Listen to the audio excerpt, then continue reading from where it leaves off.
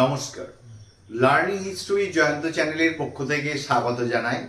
আজ আমার আলোচ্য বিষয় হচ্ছে যারা বর্ধমান বিশ্ববিদ্যালয়ে পড়ছো এবং হিস্ট্রি অনার্স নিয়ে পড়ছো তাদের আজকে লাস্ট যে পেপারটা রয়েছে অর্থাৎ ডিএসসি 4 পেপারের সাইজের নিয়ে আজকে তোমাদের আলোচনা করব। প্রসঙ্গত বলে রাখি, তোমাদের সিসি পেপার 13, 14 এবং ডিএসসি 3 এই তিনটে পেপার অলরেডি আপলোড করা হয়েছে, তোমরা অবশ্যই দেখে নাও। এবং ডিএসসি 4টা আজকে আপলোড করা হচ্ছে, অর্থাৎ হিস্ট্রি অনার্সে 4টে পেপারই কিন্তু তোমাদের প্রতিশ্রুতি মতো এবং প্রতি বছরের ন্যায় প্রতি সেমিস্টারের ন্যায় তোমাদের আপলোড করা সম্পূর্ণ হলো। তোমরা এই কোশ্চেনগুলো প্র্যাকটিস করো যেগুলো স্টার মার্কস দেওয়া আছে। এরপরে কেউ যদি মনে করো যে এতগুলো কোশ্চেন পারবো না, তাহলে স্পেশাল কিছু সাজেশন তোমরা পেয়ে যাবে, সেগুলোর জন্য তোমরা যোগাযোগ করতে পারো বড় কোশ্চেনে। আর কেউ যদি মনে করো যে শর্ট কোশ্চেন সাজেশন নেব, শর্ট কোশ্চেন সাজেশনের জন্য তোমরা যোগাযোগ করতে পারো। শর্ট কোশ্চেন সাজেশন প্লাস উত্তর পাওয়া যাবে এবং আশা করি এর মধ্যে 10টা কোশ্চেন প্রতি বছরের ন্যায় তোমরা পেয়ে যাবে।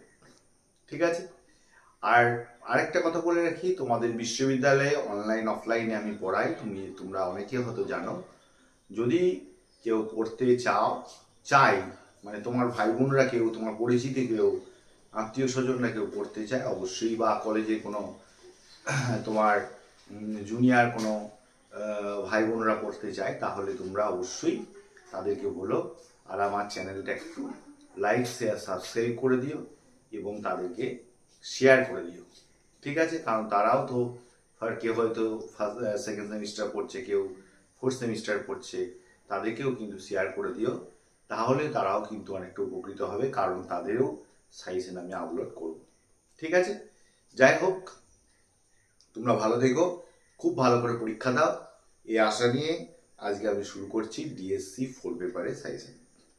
ডিএসসি 4 পেপারে তোমাদের স্টার মার্কস তথা সাজেশনের যে প্রশ্নগুলো দেওয়া হয়েছে সেগুলো হচ্ছে ইউনিট 1, 1 নম্বর চীনে চৌঠামে আন্দোলনের চরিত্র বিশ্লেষণ করো। দেখো, তোমাদের স্ক্রিনে দেখাবে এবং নম্বর মার্কসগুলো দেখাবে। এটা 5 মার্কসের জন্য। 2, চীনের সমরনায়কবাদের উত্থান ও বিকাশকে তুমি কিভাবে ব্যাখ্যা করবে, স্টার মার্কস এবং 10 নম্বরের জন্য। 3, চীনের ইতিহাস ইউয়াংসিকায়ের ব্যর্থতার কারণগুলি ব্যাখ্যা করো, স্টার মার্কস দেবে এবং 5 মার্কসের জন্য। আর এক্সট্রার একটা প্রশ্ন রাখা হয়েছে, চীনের চৌঠামে আন্দোলনের সাংস্কৃতিক প্রভাবের উপর একটি টিকা লেখো, এটা এক্সট্রার প্রশ্ন 5 মার্কসের জন্য। ইউনিট 2, 1 নম্বর চিয়াং কাইশেকের ব্যর্থতার কারণগুলি উল্লেখ করো, স্টার মার্কসের প্রশ্ন 5 মার্কসের জন্য। 2, চীনের নানকিং সরকার সম্পর্কে একটি টিকা লেখো, অথবা চীনের নানকিংয়ে যে জাতীয়তাবাদী সরকার গঠিত হয়েছিল তার কৃতিত্বের মূল্যায়ন করো, এটা 5এও আসতে পারে, 10এও আসতে পারে। 3, চিয়াং কাইশেক কি সানিয়াসেনের জাতীয় লক্ষ্য পূরণ করতে পেরেছিলেন, এই কোশ্চেনটা এক্সট্রার মধ্যে দিয়েছি, তা একটু ভালো করে দেখেছিও, এটা 5 নম্বর হিসেবে। ইউনিট 3, প্রথম প্রশ্ন, চীনা কমিউনিস্ট পার্টির পটভূমি বিশ্লেষণ করো, স্টার মার্কসের প্রশ্ন 10 নম্বরের জন্য।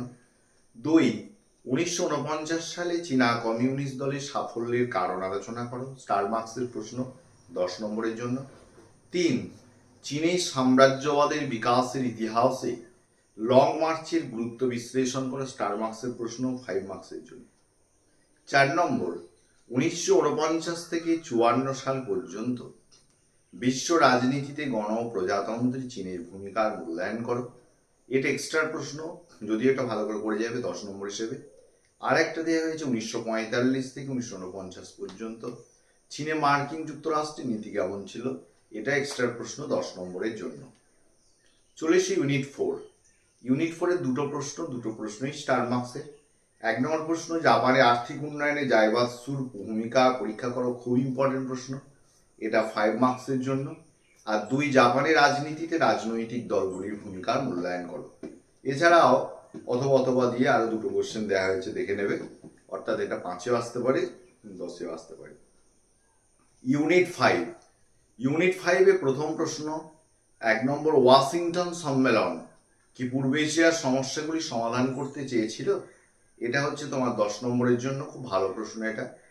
2, 1931 খ্রিস্টাব্দে মাঞ্চুরিয়া সংকটে জাতিসংঘের ভূমিকা কি ছিল?